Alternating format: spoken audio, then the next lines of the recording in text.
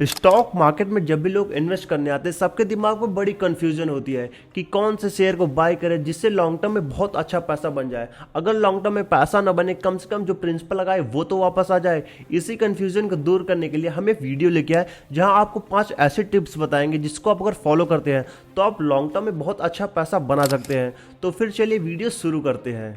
पहली टिप, जब भी आप किसी कंपनी के शेयर को बाय करने को सोचें उसकी हिस्ट्री आप जरूर जानें। कहीं कंपनी कोई स्कैम में तो नहीं फंसी या कंपनी के ऊपर आरबीआई और सेबी ने कोई आरोप तो नहीं लगाया। इसको जानने के लिए आप गूगल पर डायरेक्ट जाकर कंपनी का नाम लिखिए और लास्ट में स्कैम लिखिए, उसकी पूरी हिस्ट्री आ जाएगी। और अगर कंपनी कभी एलिगेशन में फंसी हुई है तो लॉन्ग टर्म इन्वेस्टिंग के लिए वो सेफ नहीं है, क्योंकि कई उसके ऐसे आरोप होंगे जो मार्केट में किसी को पता ही नहीं हुआ होगा। तो ये बात आप जरूर ध्यान दीजिएगा। दूसरा टिप्स, मैनेजमेंट। कंपनी के मैनेजमेंट और प्रमोटर का बैकग्राउंड नीट एंड क्लीन होना चाहिए।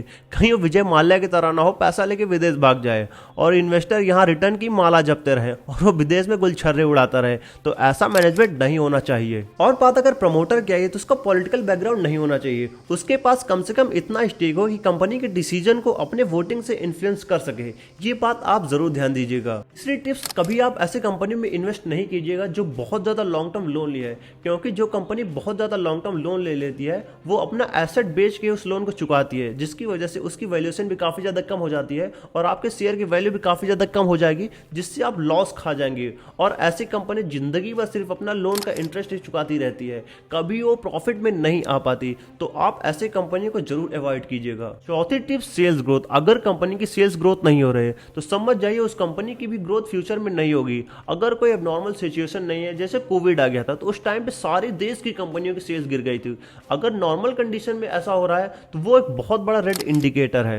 सेल्स की बात तो हो गई कि सेल्स बढ़ रहा है तो एक पॉजिटिव इंडिकेटर है, लेकिन उसके साथ प्रॉफिट भी बढ़ना चाहिए, क्योंकि बहुत कंपनी ऐसी होती हैं जो अपना प्रॉफिट मार्जिन कम कर लेती हैं और अपना सेल्स काफी ज्यादा बूस्ट करती हैं, क्योंकि लो प्राइस पे अपना सामान बेचती हैं, जिसकी वजह से उनकी डमी सेल तो बढ़ जाती है लेकिन उनका प्रॉफिट मार्जिन काफी ज्यादा कम हो जाता है। तो ये एक पॉजिटिव इंडिकेटर नहीं है। कई कई कंपनी ऐसी होती है उनके सेल्स में ज्यादा ग्रोथ तो नहीं होती लेकिन उनके प्रॉफिट में ग्रोथ होती है, क्योंकि अपना कॉस्ट बहुत ज्यादा कट करती है। तो ये कंपनी पॉजिटिव इंडिकेटर शो करती है, लेकिन जिसका प्रॉफिट नहीं ग्रो हो रहा है वो एक पॉजिटिव इंडिकेटर नहीं है। ये चीजें आप जरूर ध्यान दीजिएगा।